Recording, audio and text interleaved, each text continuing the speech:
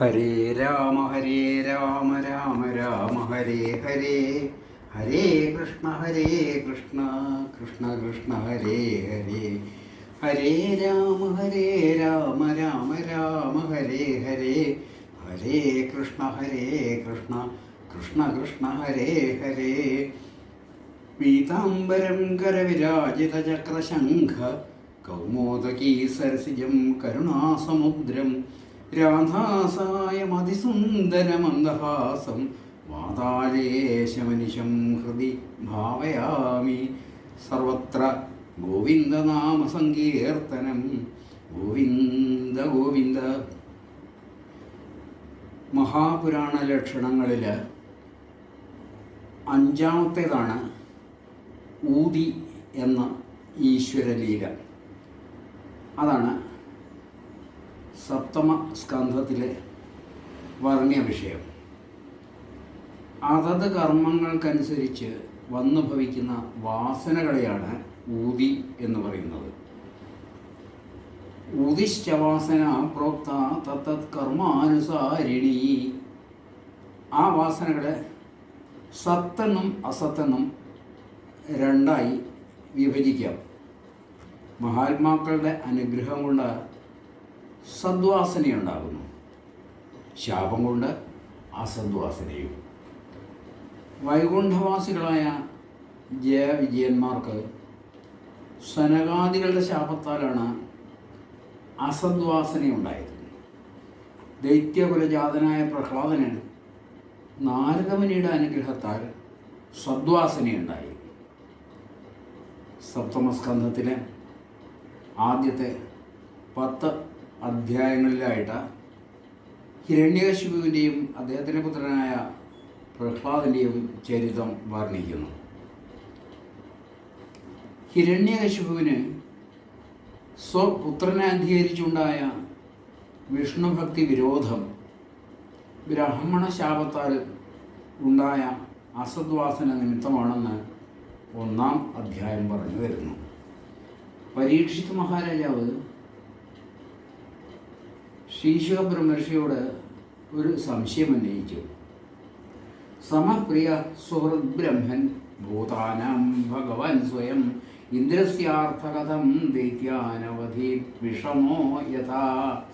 അല്ലയോ ബ്രഹ്മർഷി, സ്വതേ ഭേദരഹിതനും ജീവന്മാർക്കെല്ലാം പ്രിയങ്കരനും ഹിതം ചെയ്യുന്നവനുമായ ഭഗവാൻ ഭേദബുദ്ധിയുള്ളവൻ പ്രവർത്തിക്കുന്നത് പോലെ പക്ഷപാതിയായി ഇന്ദ്രൻ്റെ കാര്യത്തിന് വേണ്ടി അസുരന്മാരെ എങ്ങനെ എന്തുകൊണ്ട് വധിച്ചു?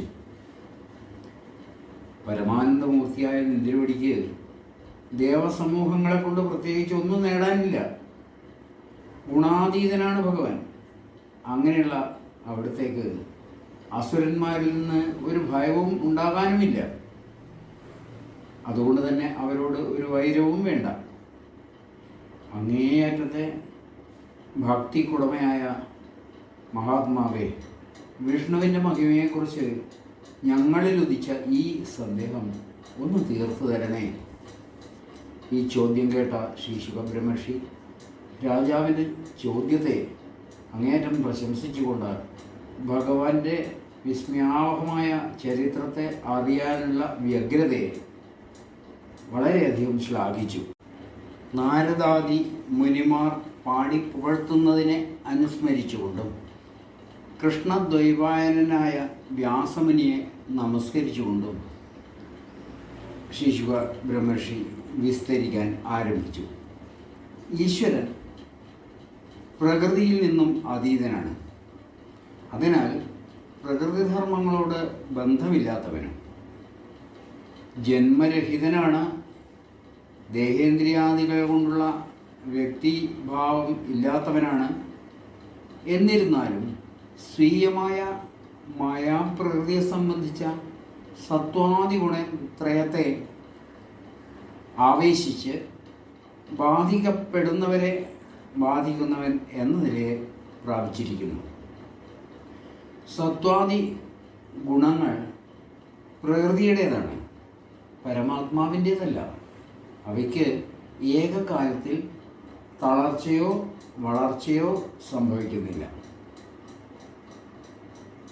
ജയകാലേതു സത്വസ്യ ദേവർഷീൻ രജസോസുരൻ തമസോ യക്ഷരക്ഷാംസി തത്കാലാദിഗുണോ ഭജത.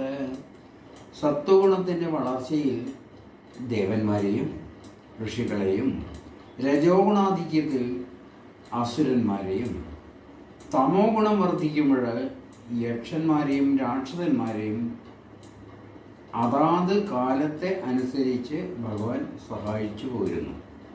ഈശ്വരൻ പ്രകൃതിയിൽ നിന്നും അതീതനും പ്രകൃതി കാര്യങ്ങളായ ജന്മമരണങ്ങളും ദേഹേന്ദ്രിയ ആദികൾ കൊണ്ടുള്ള വ്യക്തിഭാവവും ഇല്ലാത്ത സച്ചിദാനന്ദ സ്വരൂപമാണെന്നതുകൊണ്ട് തന്നെ സർവഥ സമഭാവസ്ഥിതൻ തന്നെയാണ്. ഈശ്വരനിൽ പക്ഷപാതാദി വൈഷമ്യം ഭവിക്കുന്നതായി തോന്നുന്നത് പ്രകൃതി ഗുണങ്ങളുടെ അധ്യാസം കൊണ്ടാണ്. ഗുണങ്ങൾ സമത്വാധിഷ്ഠിതങ്ങളല്ല. കാലാനുസൃതമായി അവയിലോരോന്നിലും ഉയർച്ച താഴ്ചകൾ സംഭവിക്കുന്നു. അതിനനുസരിച്ച് ദേവാദികൾക്കും വിജയ പരാജയങ്ങൾക്ക് കാരണമുണ്ടാകുന്നു. പരമാത്മാവായ ഭഗവാൻ 3 ഗുണങ്ങൾക്കും അവ കൊണ്ടുണ്ടാകുന്ന ജയപരാജയങ്ങൾക്കും സാക്ഷി മാത്രമാണ്. വിറകിൻ്റെ ആകൃതി അനുസരിച്ച് അഗ്നി പലതായി തോന്നപ്പെടുന്നു. അതുപോലെ പരമാത്മാവായ ഭഗവാനും പ്രകൃതിയുടെ ഗുണങ്ങളിലൂടെ വ്യത്യസ്ത ആകൃതികളിൽ തോന്നപ്പെടുന്നു. ഭഗവാൻ കാര്യകാരണങ്ങളിൽ നിന്ന് അതീതനാണ്. അങ്ങനെ കാണാൻ കഴിയാത്ത അവിവേകികളാണ് ഭഗവാന് ചിലരോട് പ്രീതിയും മറ്റ് ചിലരോട് അതൃപ്തിയും അല്ലെങ്കിൽ അപ്രീതിയും ഉണ്ടെന്ന് തെറ്റിദ്ധരിക്കുന്നത്. വിവേകികൾ ശരീരത്തിൽ വികാരരഹിതനായി വിളങ്ങുന്ന ആത്മാവിനെ സാക്ഷാത്കരിക്കുന്നു. മഹാരാജാവിന് ഈശ്വര ചൈതന്യത്തിൻ്റെ നിജസ്ഥിതി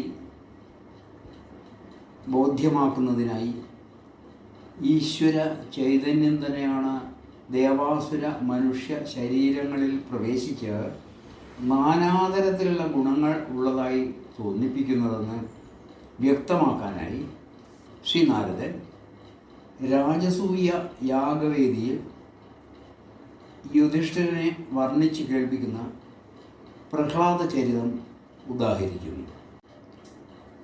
രാജസൂയ മഹാസഭയിൽ വെച്ച് ശ്രീകൃഷ്ണൻ ശിശുപാലനെ വധിച്ചു. അപ്പോൾ ശിശുപാലൻ്റെ ദേഹത്തിൽ നിന്നും ഒരു തേജസ്, ഒരു ജ്യോതിസ് ശ്രീകൃഷ്ണ ഭഗവാനിൽ ചെന്ന് ലയിക്കുന്നത് സകലരും കണ്ടു. അത്ഭുത പരതന്ത്രനായ യുധിഷ്ഠിരൻ നാരദനോട് ഒരു സംശയം ഉന്നയിച്ചു. ഭഗവാനെ എപ്പോഴും ദ്വേഷിച്ചുകൊണ്ടിരുന്ന ശിശുപാലന് നരകത്തിന് പകരം സായുജ്യ മുക്തി ലഭിച്ചു. എന്നാൽ ഭഗവാനെ നിന്ദിച്ച വേനൻ ചെന്നു പതിച്ചത് നരകത്തിൽ. ഈ വൈവിധ്യങ്ങൾ എൻ്റെ മനസ്സിനെ വല്ലാതെ അലട്ടുന്നു. ഒരേ തരം പ്രവൃത്തിക്ക് ഇങ്ങനെ വ്യത്യാസമുണ്ടാകുന്നത് എന്തുകൊണ്ടാണ്? നാരദൻ മറുപടി നൽകി. ഭഗവാന് നിന്ദയും സ്തുതിയും ബാധകമല്ല. ഞാൻ എൻ്റേത് ഇങ്ങനെയുള്ള ചിന്ത വച്ചു പുലർത്തുന്ന ശരീരാഭിമാനികളെ മാത്രമേ അത് ബാധിക്കുകയുള്ളൂ. വൈരം കൊണ്ടോ സ്നേഹം കൊണ്ടോ ഭക്തി കൊണ്ടോ ആരാണോ ഭഗവാനെ സ്മരിക്കുന്നത് അയാൾക്ക് ഭഗവാനെ പ്രാപിക്കാൻ കഴിയും. ഭയം കൊണ്ട് വേട്ടാളനെ തന്നെ സ്മരിച്ചിരിക്കുന്ന പുഴു വേട്ടാളനായിത്തീരുന്നു. ഗോപസ്ത്രീകൾ പ്രേമഭാവത്തിലും കംസൻ ഭയത്താലും ശിശുപാലൻ ദ്വേഷത്താലും സ്വജനങ്ങൾ ബന്ധുഭാവത്തിലും നിങ്ങൾ പാണ്ഡവർ സ്നേഹഭാവത്തിലും മുനിമാരായ ഞങ്ങൾ ഭക്തിഭാവത്തിലും ഭഗവാനെ സ്മരിക്കുന്നു. ഏത് ഭാവത്തിലായാലും ഏകാഗ്ര മനസ്സോടെ സ്മരിച്ചാൽ ഭഗവത് പാദങ്ങളിൽ എത്താൻ കഴിയും. വേനൻ ഏത് ഭാവത്തിലും ഭഗവാനെ സ്മരിച്ചിരുന്നില്ല, അതുകൊണ്ട് നരകത്തിൽ പതിച്ചു. മഹാരാജാവേ, ശിശുപാലനും ദന്തവക്രനും വൈകുണ്ഠത്തിലെ ദ്വാരപാലകന്മാരായിരുന്നു. സനകാദികളുടെ ശാപത്താലാണ് അവർ അസുര സ്വഭാവമുള്ളവരായി ജനിച്ചത്. നാരദൻ ഇത്രയും പറഞ്ഞു കേട്ടപ്പോൾ ധർമ്മപുത്രർക്ക് വീണ്ടും ചിലതുകൂടി കേൾക്കണമെന്നായി. ഭഗവാന്റെ ദ്വാരപാലന്മാരുടെ, അതായത് ജയവിജയന്മാരുടെ കഥ കേൾക്കണം എന്ന ആഗ്രഹം അറിയിച്ചു. നാരദൻ ആ കഥ വിസ്തരിച്ച് കേൾപ്പിച്ചു. ആ കഥ നമുക്കിവിടെ ചുരുക്കി പറയാം. ബ്രഹ്മാവിൻ്റെ മാനസ പുത്രന്മാരായ ദേവന്മാരുടെ പൂർവികരാണ് സനകാദികളായ 4 ഋഷികൾ. അവർ ആകാശമാർഗത്തിൽ സഞ്ചരിക്കുന്ന സമയത്ത് ഭഗവത് ദർശന കുതുകികളായി വൈകുണ്ഠത്തിലേക്ക് ചെന്നു. 6 കോട്ട മതിലുകളും കടന്ന് 7ാമത്തെ പ്രവേശന കവാടത്തിൽ എത്തിയ അവരെ അവിടെ നിന്നിരുന്ന ശ്രീഹരിയുടെ ദ്വാരപാലന്മാർ തടഞ്ഞു. 4 കൈകളോടുകൂടിയവരും ദേവന്മാരെ പോലെ വേഷഭൂഷാദികൾ അണിഞ്ഞവരുമായ ജയവിജയന്മാർക്ക് പക്ഷേ ബ്രാഹ്മണഭക്തി, സമഭാവന ഇത്യാദി ഗുണങ്ങൾ അന്യമായിരുന്നു. വെറും കൗപീനധാരികളായ 4 കുമാരന്മാരെ അവരുടെ മഹത്വം മനസ്സിലാക്കാതെ ദ്വാരപാലകന്മാർ തടഞ്ഞു നിർത്തി. കാമക്രോധലോഭങ്ങൾ ഉള്ളതും സമഭാവനയില്ലാത്തതുമായ ലോകത്ത് ജനിക്കാൻ ഇടവരട്ടെ. 3 ജന്മം കൊണ്ട് നിങ്ങൾക്ക് ഇതൊക്കെ അനുഭവിക്കാൻ ഇടവരട്ടെ എന്ന ശാപവചനമാണ് അവരിൽ നിന്ന് പുറപ്പെട്ടത്. ആ സമയത്ത് ശ്രീഹരി അവിടത്തേക്ക് വന്നു. സനകൻ, സനാതനൻ, സനന്ദനൻ, സനൽകുമാരൻ 4 പേരും ഉടനെ തന്നെ ശ്രീഹരിയുടെ പാദങ്ങളിൽ വീണ് നമസ്കരിച്ചു.